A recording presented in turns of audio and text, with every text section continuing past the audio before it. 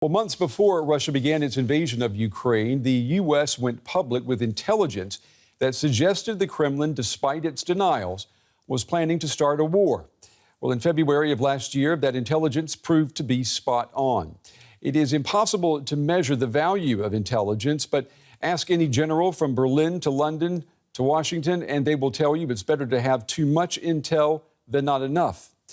Well, apparently the CIA thinks there has never been a better time to recruit spies in Russia, Russian spies.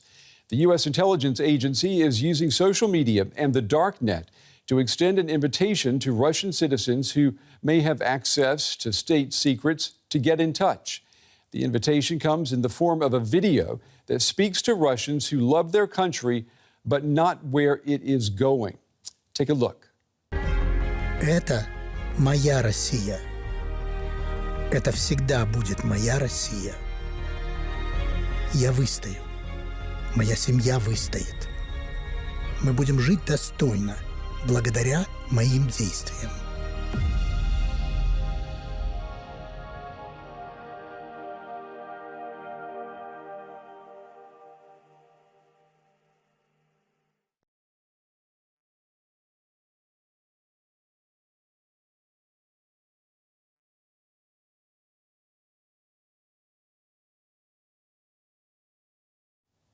Well, this attempt to recruit Russians to be spies, it's certainly not classified information. In fact, the Kremlin says it is aware of the CIA video. Kremlin spokesman Dmitri Peskov says that Russian security forces are monitoring the information space in the face of continued Western activity. I don't know. I haven't seen it. But I'm convinced that our special services are also monitoring this space in the necessary way. Given that, and we all know perfectly well that the CIA and other Western intelligence services are not reducing their activity on the territory of our country. All right, I want to bring in now Dmitri Alperovitch. He's a cyber policy and security expert. He's been a special advisor to the Pentagon. He now advises the Department of Homeland Security. Dmitri, it's good to have you on the program. Let me ask you, why do you think the CIA considers the here and now to be an unprecedented time and opportunity to reach out to Russians who may have state secrets to share?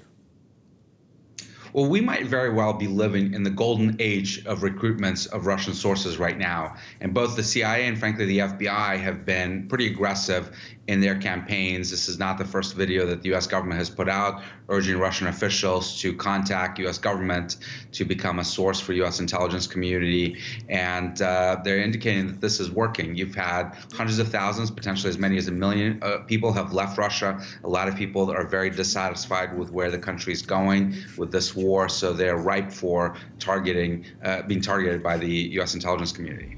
So let me ask you to put on your cybersecurity expert hat here. The CIA says that, prospective spies, they can trust the darknet, a Tor browser, to get in touch with the CIA. Now, is it really possible for Russians to communicate with the Central Intelligence Agency by using something like, I guess, a 007 phone number?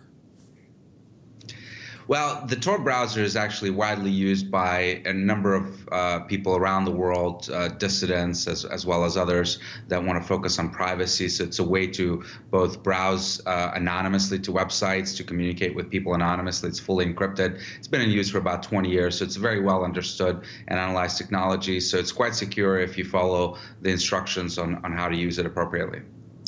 And were you struck, Dmitry, by what was not said in this video? They didn't mention the words Vladimir Putin once, and they did not mention the war in Ukraine. Is there a reason for this noticeable absence? Well, recruiting sources is always very tricky. You're actually asking someone to betray their country, and you want to have a pitch that is soft.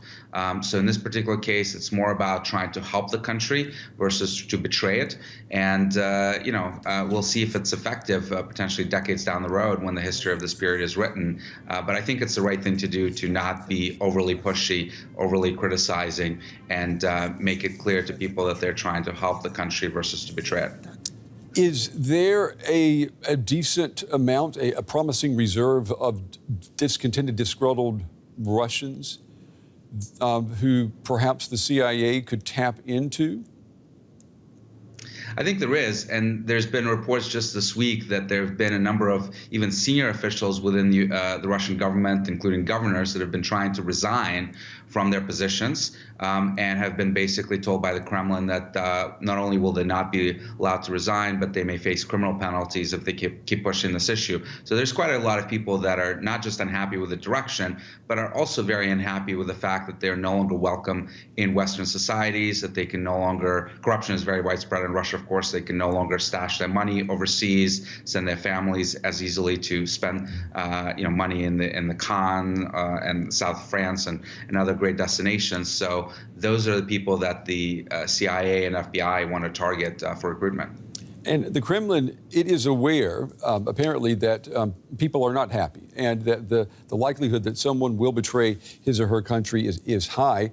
The punishment for being a traitor has been increased in just the last year. Do you think what the CIA is doing now with this video to recruit spies, do you think that is going to, make the stakes even greater for Russians who want to do something to end what they perceive as madness in their own country? Well, the stakes have always been high. If you're caught as a traitor in Russia, or even if you're accused unfairly as being a spy, as we now have with journalists, particularly the Wall Street Journal reporter, that there's been accused of being a spy unfairly by the Putin regime, you can be locked up for life. You can be locked up for many, many years in the labor camps. So the people that are going to be contacting these agencies are well aware of the risks, and they have to balance it out and determine if there is an opportunity for them to potentially one day get citizenship in a Western country and set up for a new life there. The CIA has made it a point to say that with this video, they're not advocating any type of domestic unrest in Russia. But I was also struck by the fact that the CIA did not say that this campaign would not advocate or maybe lead to regime change or change at the top in Russia. I mean, it could be understood as a catalyst for getting rid of Vladimir Putin, couldn't it?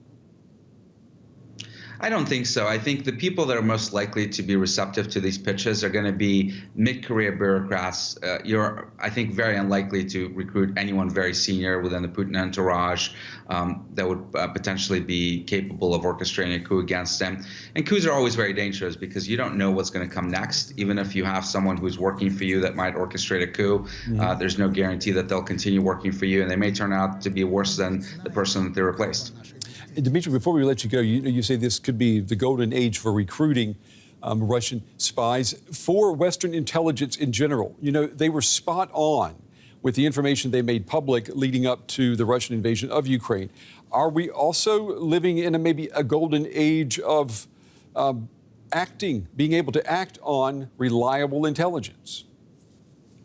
We have seen a complete sea change in how intelligence is used in the United States in the last 2 years, because it used to be when you're collecting this secret information, you lock it up, you let very few people see it. What the U.S. government has done is by publicizing it, they've been able to actually alter Russian plans. We know that Vladimir Putin wanted to have a false flag operation that would justify his invasion of Ukraine. Because of the intelligence that has been released, he was unable to do so, and that has impacted his ability to justify this illegal aggression. Dmitri Alperovitch, it's good talking with you. Excellent analysis and context to help us understand what's going on in the shadows. Thank you. Thank you.